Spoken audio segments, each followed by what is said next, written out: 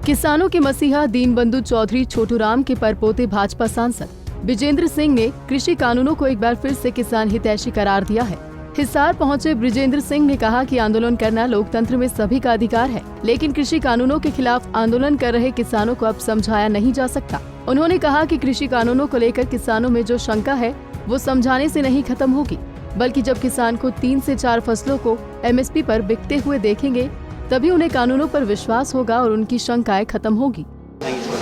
देखिए, किसानों को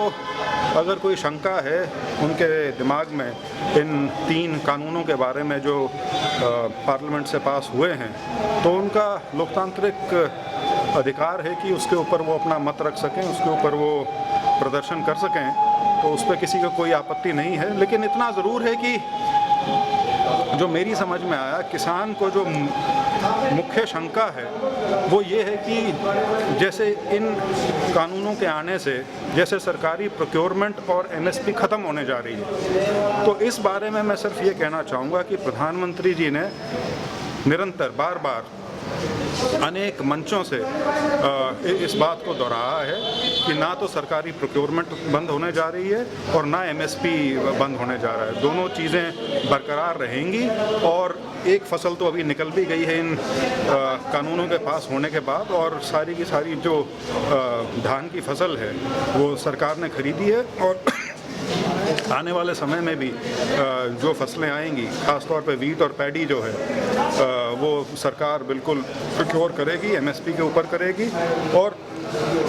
ये जो शंका है, मैं इसको ये भी मानता हूँ कि शायद ये समझाने से दूर नहीं होगी। लोग जब खुद 3-4 फसलों को देख लेंगे प्रोक्योर होते हुए जैसे पहले होती आई हैं और MSP पे वो उनकी बिकती रहेगी, तो मुझे लगता है समय के साथ ये शक और शंका जो है अपने आप। उधर इस मौके पर बड़ौदा उपचुनाव में हुई भाजपा की हार पर भी विजेंद्र सिंह ने प्रतिक्रिया दी। उन्होंने कहा कि बड़ौदा की जनता ने 6 साल सरकार में शामिल होने का मौका खो दिया, लेकिन उपचुनाव में भाजपा ने पूरी मेहनत के साथ काम किया और जनता का आदेश सिर माथे है। मैं सिर्फ ये कहना चाहूँगा कि हमारी पार्टी ने बहुत हिम्मत के साथ बड़ौदा का चुनाव लड़ा, और मेरा ये मानना था कि लोगों को 6 साल के बाद एक अवसर मिला था सरकार में भागीदारी करने का। अब उनकी सोच क्या थी वो जाने, लेकिन हमारी पार्टी ने